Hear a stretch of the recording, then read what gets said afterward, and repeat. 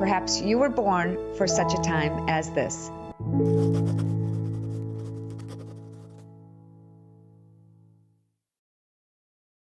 Hello, everyone, and welcome to Faith and Freedom. I'm Shemaine Nugent. Joining me now is Lieutenant General Michael Flynn, former director of the Defense Intelligence Agency, National Security Advisor under President Trump, and he's been on the front lines of military intelligence, psychological warfare, and geopolitical strategy. And today, he's joining us to give us the breakdown on what's really going on. General Flynn, welcome. Thanks, Shemaine, for having me, and I appreciate it. And appreciate all you're continuing to do with your great voice.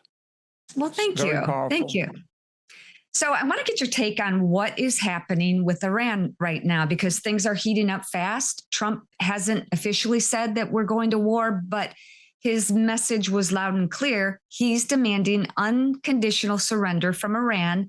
And we're seeing major military movement in the region, bombers, warships, air support. General Flynn, how close are we from this tipping from tough talk into real military action?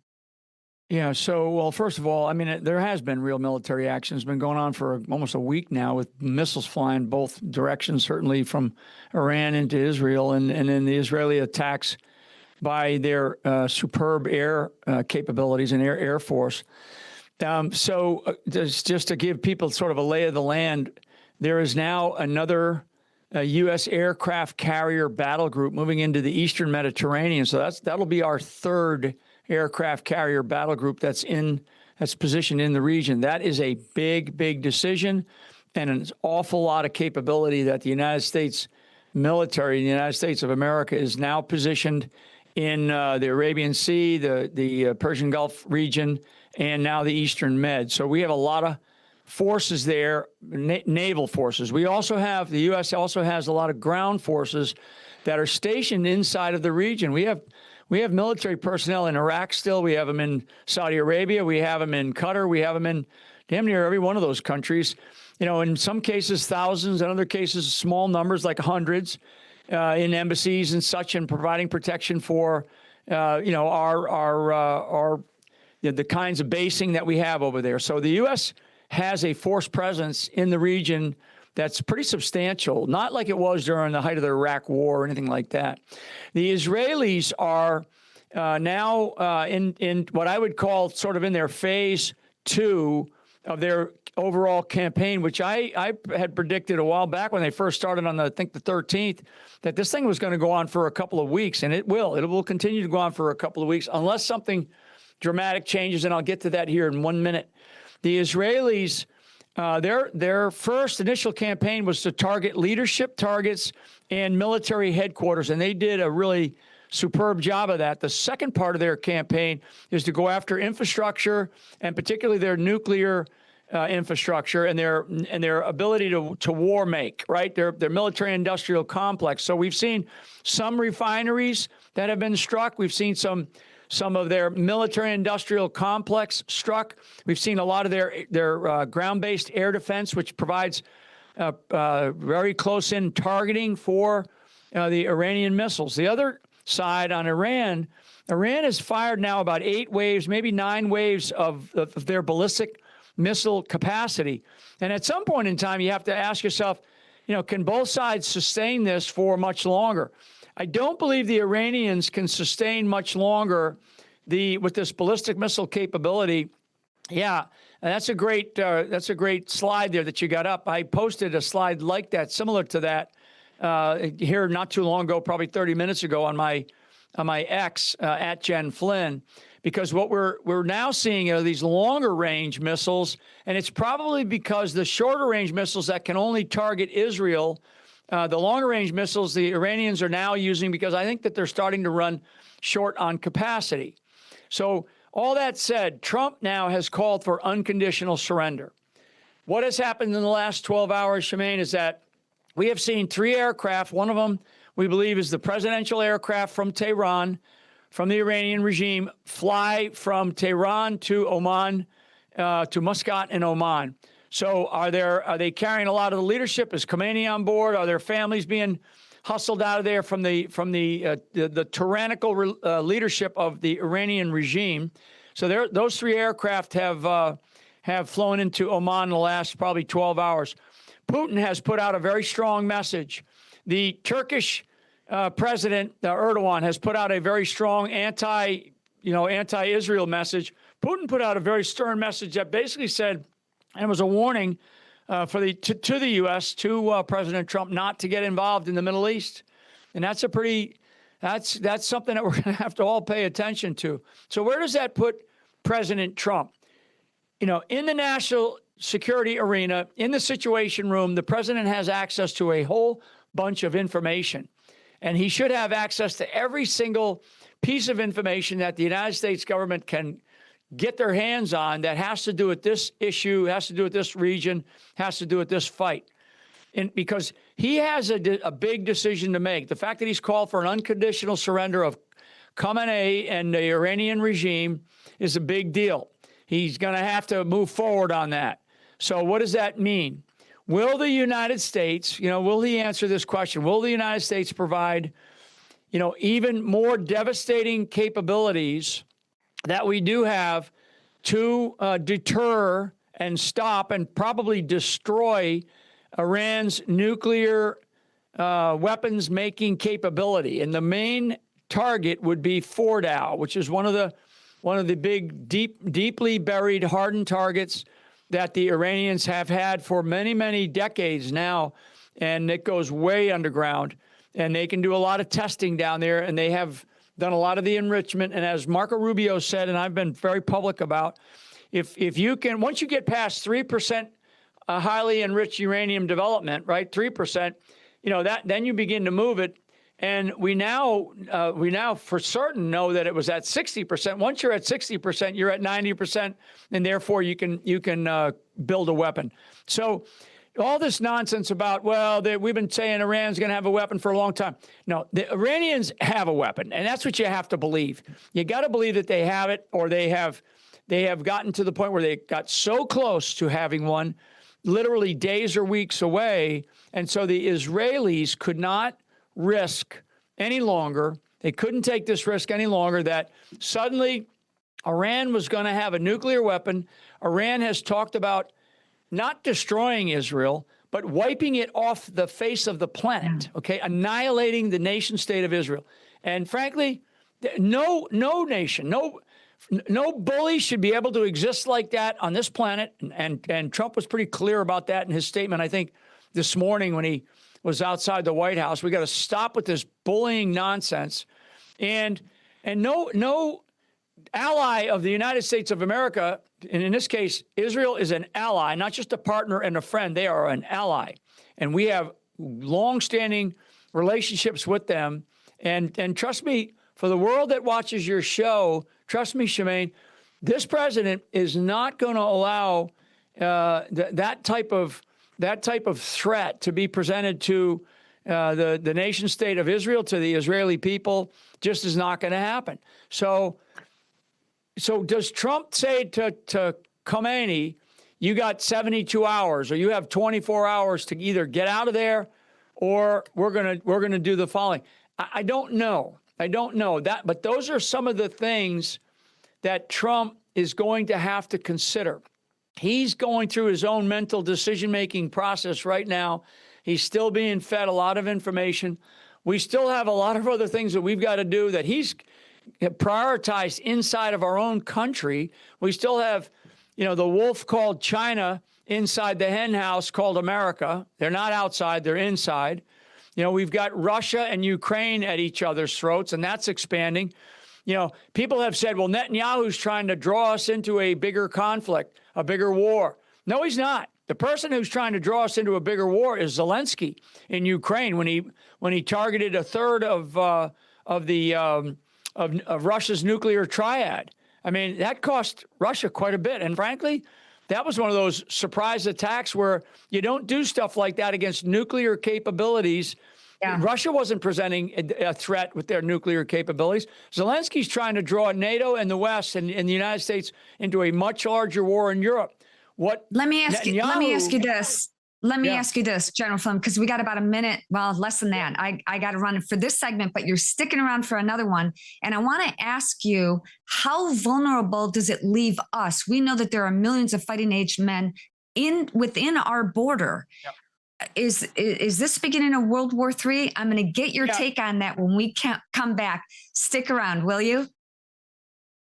Okay, we're going to come back in just a second with General Michael Flynn. But first, I want to tell you, if you're like me and millions of others, right now, you're probably staying up too late, worrying about what is going to happen next. And sometimes I have to force myself to try and sleep. But here's the good news. When I lay my head down on Mike Lindell's My Pillow, it just puts me at ease. It supports my neck and I sleep better. I know you will too. Check it out, mypillow.com.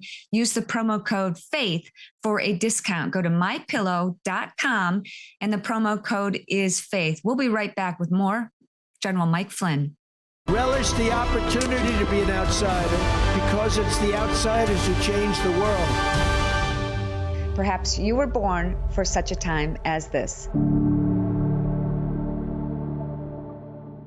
We're back with General Michael Flynn, who has a new book out, The Citizen's Guide to Fifth Generation Warfare, where he breaks down how spiritual, psychological, and digital warfare are shaping our modern battles without a single shot being fired. General Flynn, why is this message so important right now?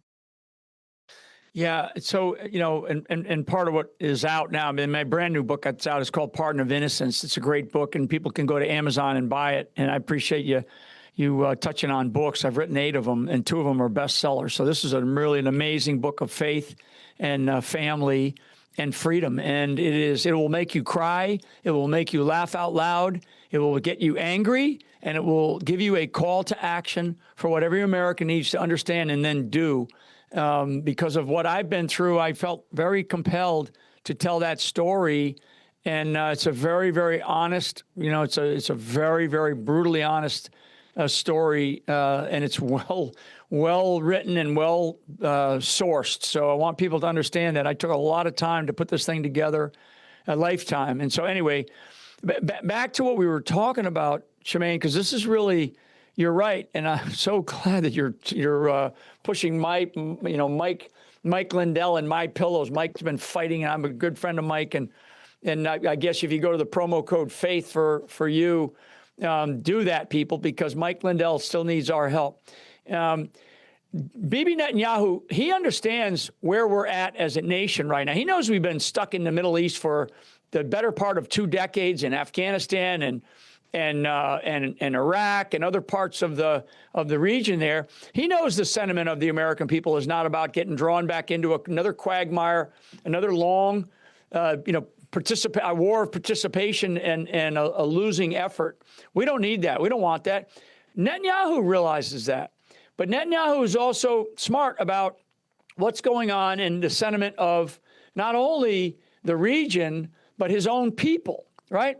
Netanyahu knows that he's not going to draw us back into another war, and he's not trying to do that like I just mentioned Zelensky was trying to do. Netanyahu needs capabilities. He needs capacity. He needs to know that certain things are going to be there for him and for Israel and for the people of Israel in order to prosecute this war, like additional weapon systems, which we provide to every single country in that region. So don't kid yourself for your audience that, well, we need to stay out. We're in that region so deep right now. It's unbelievable and always have been. He needs good intelligence. He needs the intelligence capability. At a certain point in time, in order to fully and accurately and in a confirmed way destroy Iran's nuclear weapon-making capability and capacity, he is probably going to need a capability that only the U.S. possesses that is non-nuclear. And that's these MOABs, they call them, mothers of all bombs, right? The big, huge tonnage bombs that could get into these deeply held targets, these deep penetrating targets that we need to hit. And this Fordow goes down, it goes way down, and it is one of their principal nuclear sites. So that's a capability that Trump is not about to give to the Israelis, not about to give to anybody. We have it. I am certain that that request has come in. It is being contemplated, and I know that Trump will make the right decision. I trust his instincts. I trust Trump's instincts on this, and he's going to listen to all the people around him on his sort of inside. He's also listening to people on the outside. Trust me on that. He is definitely listening to people on the outside because he likes good common sense advice from all sectors of certainly of the United States security environment, not just inside the government. Because if he had to rely on just people inside the government, God help him, because there's still a deep state that is trying to undermine him in a big, big way. Yes. He's got good people there, but they're not all good. Trust me. So where do we go? I can imagine. Yeah. Where do we go, General Flynn? Not only where do we go, but where does it leave us as a nation? I feel like we're vulnerable. Can you touch on that? Yeah, we're very vulnerable. So last thing that I would say is, here inside the United States, there is a large Hezbollah and Hamas presence, and there is a large Iranian presence. People don't realize it. And I'm not just talking about a presence out in Los Angeles, California, or at Columbia University. I mean, there is a large presence in this country of Hezbollah and Hamas, two organizations that are really terrorist organizations.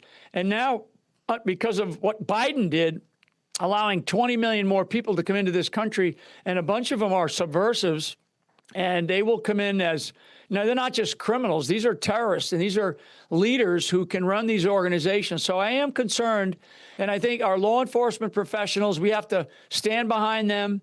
What Trump is going to be, he's going to have to be directive when it comes to the Department of Homeland Security, when it comes to governors who are willing to work with him. We could see attacks inside of this country by some of these organizations that are terrorist organizations that are here, and they're here in strength because the Biden administration, and frankly, even the Obama administration, where it started, but they have allowed these groups to grow. And our law enforcement communities, their hands were tied for a long, long time, certainly for the last 4 years. And now Trump, I know, has unleashed them. So we're going to have to pay very close attention to here at home. And I don't mean to light people's hair on fire, but pay attention to your environment, pay attention to your surroundings.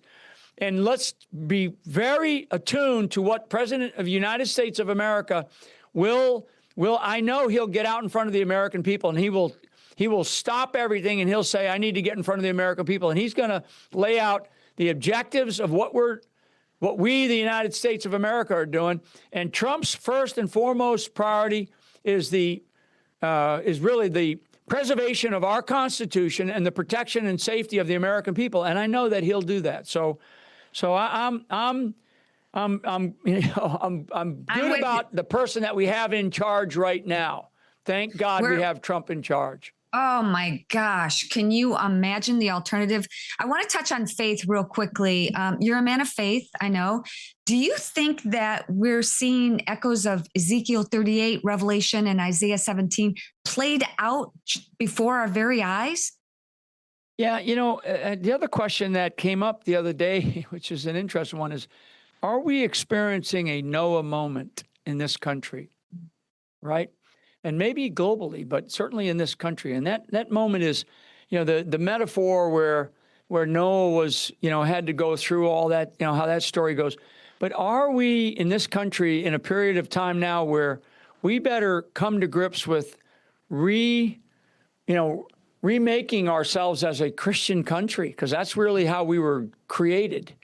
And I do think that we are being tested. And if you truly believe, and I do, that, in the case of President Trump, I mean, talk about a man anointed for a time such as this, right? And so God is giving us, I think, a chance. But he's not just giving us a chance with how we respond to the situation in the Middle East. No, God is giving us one more chance here to say, we are going to return as a godly nation, and we are going to, renew our faith in what we were created to be, right? This nation of life, liberty, and the pursuit of happiness, this nation of free, and believing people, freedom and faith, right? I mean, all these different things. I won't get too crazy about the speaking about places in the Bible, but I will tell you that I do believe that we are going through a Noah-type moment, and I think that Trump feels it, I instinctively feels it. I do, and let's just pray that he makes Absolutely. the right decision, and I know he will. Absolutely. Now, we're going to end on a lighter note. I've got about a minute left. We were together recently at Mar-a-Lago to celebrate and honor you and my husband, Ted, Russell Brand, Mike Tyson, Gary Brecka, Enter Cantus Freedom, and so many others. Why did you want to organize that event? Yeah, I wanted people to recognize those Americans, and there's a great shot right there. Those Americans who have... That. Yeah, I love that shot. Who have all been persecuted in one way or another, all have the same set of virtues, really, not just values, but virtues about freedom. And they have all of them are very strong, in this case, men of faith. And they've all rediscovered that faith. And I like to use our nonprofit, America's Future, to recognize strength, to recognize courage, and to recognize those people of great virtue and great courage that are willing to stand up and say who they are and be confident in who they are, and who also love this country. This idea of patriotism and the idea of faith, they're one and the same as far as I'm concerned. General Michael Flynn, thank you so much for joining me. God bless. And I hope you can come back with some even better news. Absolutely. Thanks, Shemaine. God bless. We've got much more faith and freedom coming up. But first, I want to talk about health, because your health is your wealth. And I heard somebody say that a sick man has one dream, and that's to get healthy. And if we've got to stay healthy to fight this seen and unseen warfare, here's an easy step for you to include in your daily practice. Just 1 scoop of fruits and vegetables in a doctor-formulated powder once a day in your water. And I'm telling you, you can feel it. Your energy improves, your immune system improves, and what your doctor's going to notice too. So check out fieldofgreens.com. Let me hook you up with a 20% discount and free shipping, fieldofgreens.com, and use my code FREEDOM. That's fieldofgreens.com. And the promo code is FREEDOM. Don't go away. Much more faith and freedom. Relish the opportunity to be an outsider, because it's the outsiders who change the world. Perhaps you were born for such a time as this. Okay, we are out for our daily celebrating the great spirit of the wild outdoors. A lot of people realize that we are hunters. We love to hunt, and we love to have pure, lean venison. We're not always successful. So what do we do, Ted? Switch to America with Shemaine beef. We're going to actually go home and have a ribeye right now. We pulled it out to thaw, and I'm super excited because we've both been out hunting. It's tough. It's not like you can go, okay, God, cue the deer. I think I got 29 days in a row that the deer have avoided me. I don't know why that is, but we have switched to America with Shemaine beef to compensate for the days that the deer don't show up. Get the best, healthiest, natural beef in the world. I swear we believe in this stuff, and what goes into the sacred temple determines your quality of life and health. And quality beef, like Switch to America with Shemaine beef, is the best you can eat. Now, Jackson's way up there. We got to go catch him.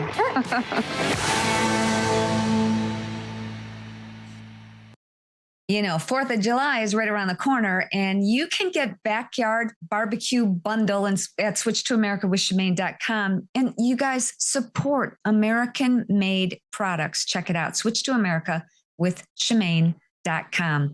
Joining me live now is Tudor Dixon, a businesswoman, podcast host, and fearless conservative who ran for governor of Michigan. We're going to talk about that. In 2022, she's one of the few voices willing to speak hard truth about what's really happening in her and my home state, with unbelievable radical policies, collapsing schools, and out of control crime becoming the new normal. Tudor, welcome. Thank you for having me.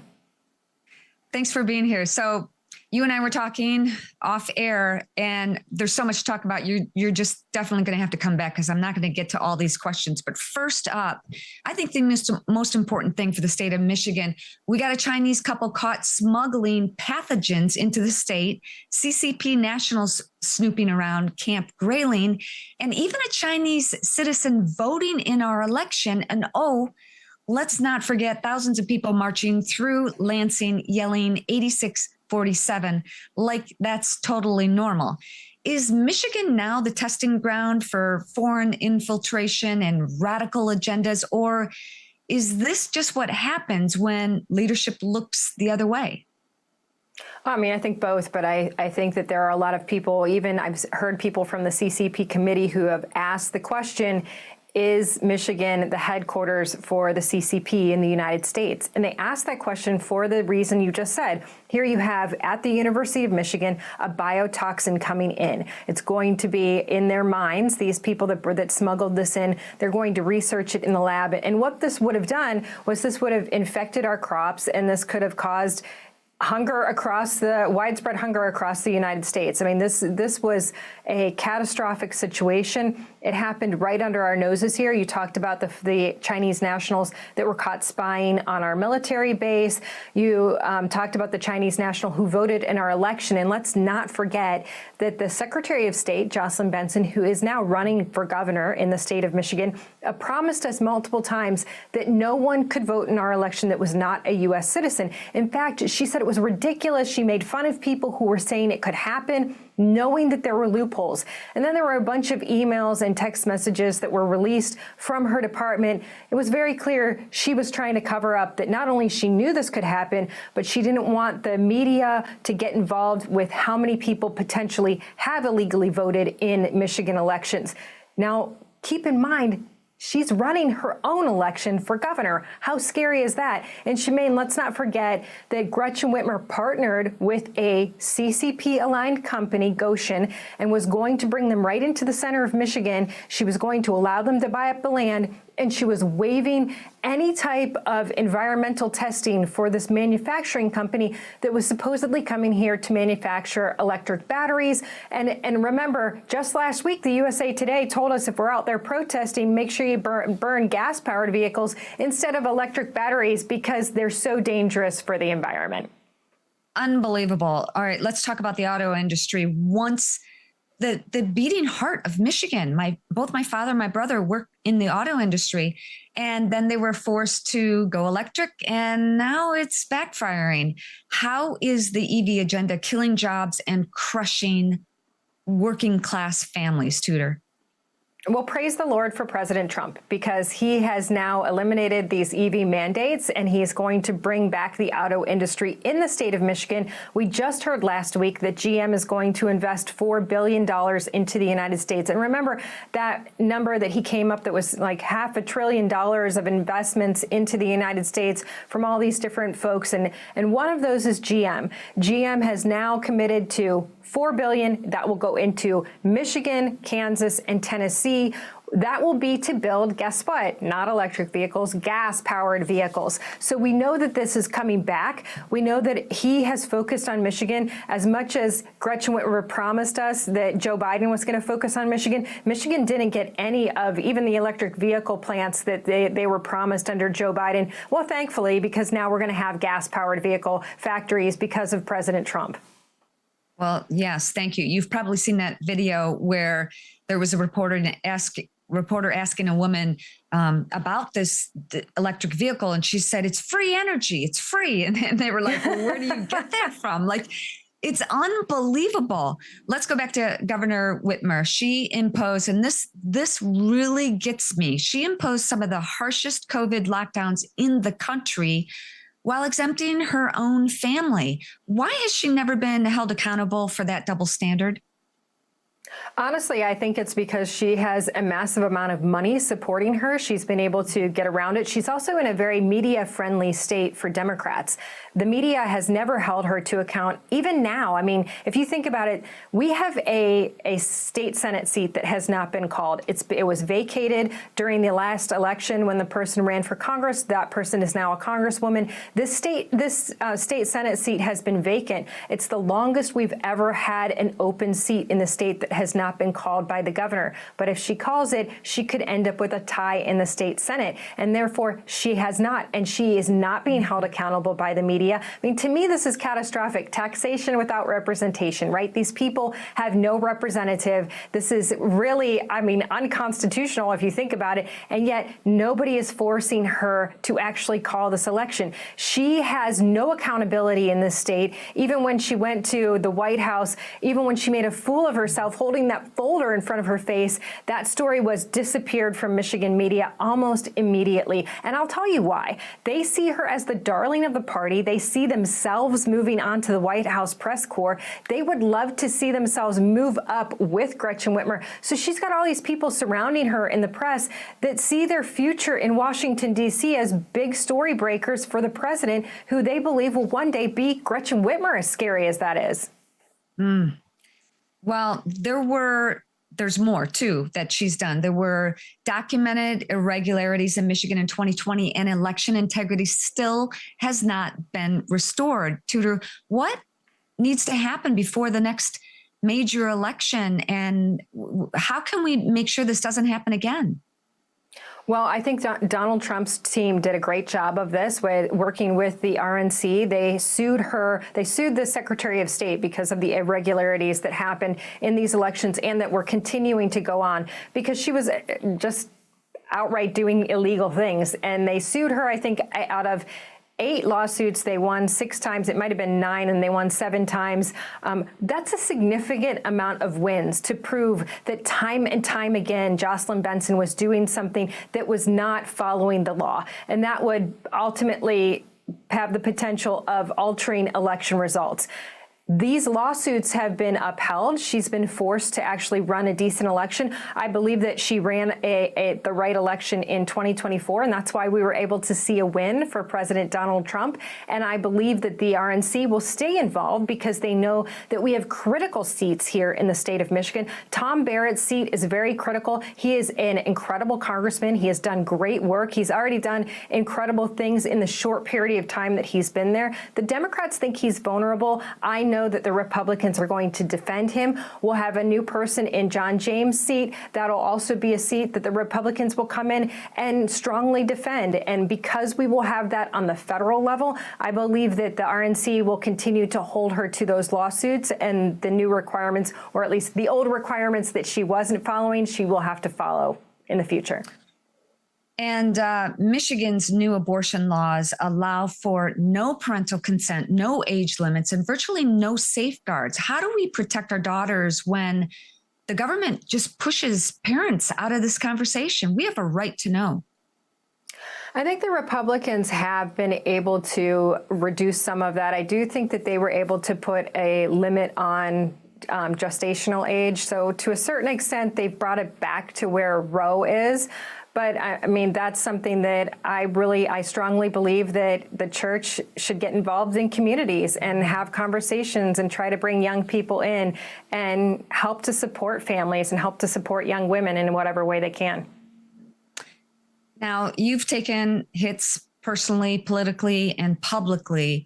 What keeps you fighting, Tudor? And what would you say to other bold conservative women who are afraid to speak up? I mean, if you've got kids out there, how can you stop fighting, right? Because I want to see my kids have a great future, and I want that future to be in the state of Michigan. And I think that Michigan, we're kind of unique as a swing state because we get a lot of attention. And I keep telling people on the national stage, come on, invest in Michigan Republicans, because we tend to send our nasty Democrats to Washington, D.C., and they end up in like the position of energy secretary. So you don't want our problems to become your problems. And that's why I keep out there every day to make sure people don't forget about Michigan, to make sure people invest in Michigan, and to make sure that Michigan stays around for our kids. All right, you know what the last question is going to be. I know you know.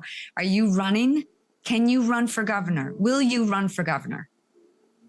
I'm looking at it. There's a lot of people in the race right now, and I think I'll probably be making a decision in the next few weeks, but I'm definitely keeping my mind open about running for that seat because I do think that it's going to be unique with Jocelyn Benson this time. I think that she is a very slick operator and a strong politician. I think it needs to be someone who understands the facts. My background as a business owner and understanding manufacturing is probably the strongest in the field right now to be able to go up against somebody who, quite frankly, is a career politician but has no idea what the policies of the state have done to our businesses.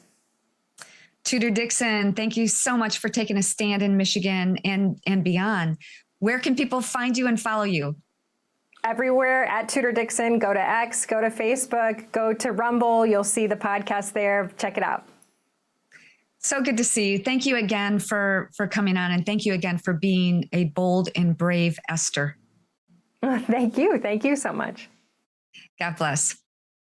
Don't go away, everyone. We've got lots more faith and freedom to come. Relish the opportunity to be an outsider because it's the outsiders who change the world. Perhaps you were born for such a time as this. I don't know about you, but when I was growing up, when we were kids, we would play outside in the summer all day long. And when we were thirsty, we would drink out of the garden hose. Is that you too? Now you can't do that anymore because water is not what you think it is. It's full of chemicals, mRNA, maybe volatile organic compounds, and all kinds of bad things. You can take back control by getting Sentry Wellness System. It filters out harmful chemicals and infuses your water with essential minerals, restoring purity and health from the inside out. It's cleaner, safer, and far more cost-effective than buying plastic water bottles that just end up in landfills anyway. Head to SentryH2O.com and use my code HEALTHY10 for a discount. That's SentryH2O.com, and the promo code is HEALTHY10. My guest today is someone who doesn't just read the headlines. He reads between the headlines. Duncan MacGregor is the host of the Kilted Christian podcast. And over the years, he and I have spent hours dissecting everything from President Trump's speeches to positioning of the flags and handshakes and Bible verses and military optics, you name it. If there's a deeper message, Duncan's the guy who's going to figure it all out. And today, I want to get his take on something that might seem small to most folks, but could be spiritually massive. Duncan MacGregor, welcome. Thank you so much for having me on. It's great to see you. Good to see you too. So what I want to go into is somewhere a little bit unexpected for my audience. I haven't really talked too much about things like this, but now more than ever, I want to be an Esther. I want to be bold and brave and speak because this is very relevant. Something, it might seem small to some folks, but it carries a lot of weight. So let's talk about Melania Trump. She recently showed up at the U.S. Army's 250th birthday celebration, and something about it caught the attention of people who know how to read between the lines, like you and I. She wasn't just there.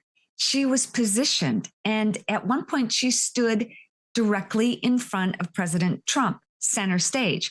And if you play chess, Duncan, you know what that means. Take a look.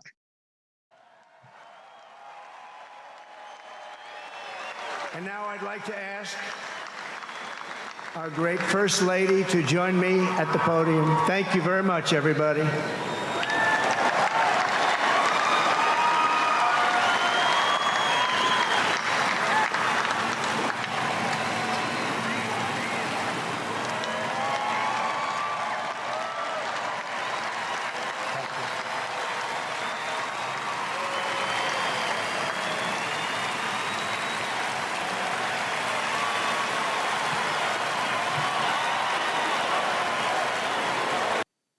Duncan, I just got chills. That's the queen stepping in front of the king. And in chess, that's game over. Now, some people might roll their eyes and think that this is just, we're seeing things that really aren't there. But you and I both know the elites speak in symbols.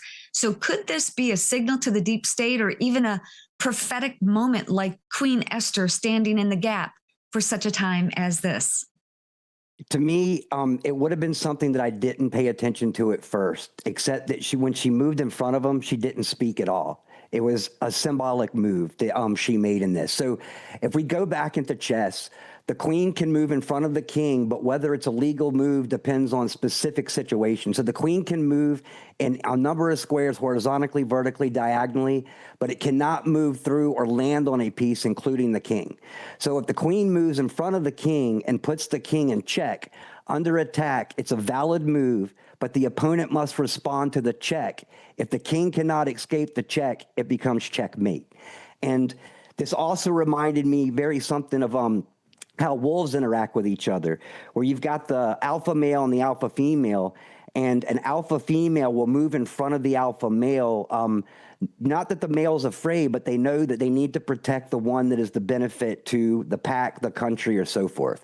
So in this case, the female will put her head in front of the neck of a wolf in order to protect it from any dangers that are coming. So it's a multi-purpose thing. And what really caught my attention was that compared to the rest of the parade that took place, because to me, it just didn't seem regular. There was a lot of symbolism that went on throughout this. And we know, I believe it's the Act of 1871, where we became a corporation and the Constitution changed. And to me, the entire thing that we just saw was significant, possibly telling us that we have now been removed underneath the corporation or back under the original Constitution. This also reminded me, if we go back to Trump's original administration, he went on what ended up being called the capitulation tour, where he traveled around the world, going to different hot spots. And he was handed symbolic gestures that generally only the rulers of those countries get. An example is he held the sword at the sword dance in Saudi Arabia. When he went over to England, he was the one that was in front of the Queen inspecting the guards. So a lot of this kind of came together and reminded me a lot of what took place then. And then right before the show, I saw a video where Trump was asked a question by the media, and he said basically the difference between now and then is then I was the hunted, but now I'm the hunter. Yes, I just saw that as well. And, you know, we've seen this before with Melania and her dress. She had that jacket that says, "I don't really care, do you?" And she makes a statement in her clothing and her attire. And I don't know, I see it so clearly right now. And I think that, you know, our goal is to create disciples. And not everybody has eyes to see or ears to hear, Duncan, but you and I have talked about this before. Is this prophetic, what's going on? Do you think that there's a lot more to this than just the queen standing in front of the king? I really do. And, you know, a lot of people are going back and forth, you know, on what they're feeling about Trump right now. And I don't blame anybody because, you know, we've been deceived so much through our lives that we should be questioning absolutely everything right now. You know, I'm one of those people that'll remain neutral until I can see one way or the other where we were going. But I do believe that, you know, this is biblical. And I'm not saying, you know, that Trump was a king or anything like that, because Trump's not a king. But God places all leaders. It says that within Scripture. So regardless of how anybody feels, Trump was placed there for an absolute reason. And I feel like Trump is a disruptor. His job right now is to wake people up by disrupting the old guard or disrupting the old system. And I believe that's what we're watching right now. And I know what we're seeing seems slow and painful to a lot of people, but we're not in the with the intel that they get to see within this administration.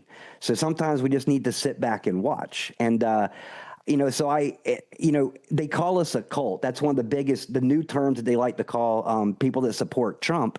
But cult members don't go against their master. And I think it's a beautiful thing that people like us are calling Trump out for the things that we don't necessarily agree with, because it shows that we're not a cult. And we should hold everybody accountable for what they're doing and what they're not doing. And that's one thing that I'm starting to see a lot of, is that people are separating themselves from the party lines and focusing on what needs to be done right. I totally agree. Duncan MacGregor, the Kilted Christian on Podbean. Thank you so much for joining me. Absolutely. And God bless you and all of your viewers. God bless you as well. Okay, there's only one place to go from here. We got to end on something light. Take a look.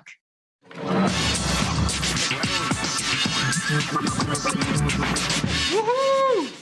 I'm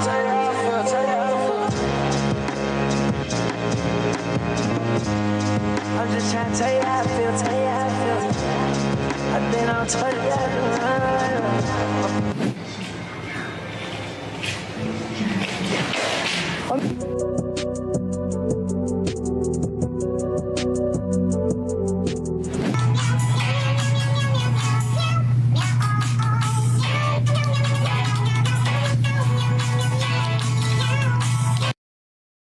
If you have some funny pet videos, doesn't have to just be monkeys or cats or dogs, birds too. You can send them to me at shemaine.chat@gmail.com. I want to thank you all so much for watching. Thank you to Real America's Voice for having me. Please share this show because not everybody sees it. And I would love to get this message out. We had a great show today with General Michael Flynn, Tudor Dixon, and Duncan MacGregor.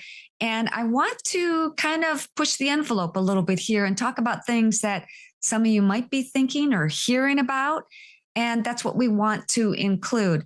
Also, you can follow me on social media. I'm on Instagram. Sometimes I do some fun dancing videos and workout videos and things like that.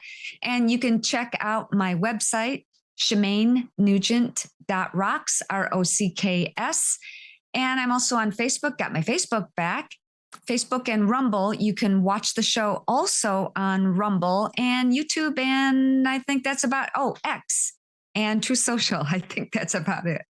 Don't forget, everyone, Esther 4:14 reminds us that if you remain silent at this time, relief and deliverance is going to come from someplace else. Who knows? If you have come to the kingdom for such a time as this, I think you have.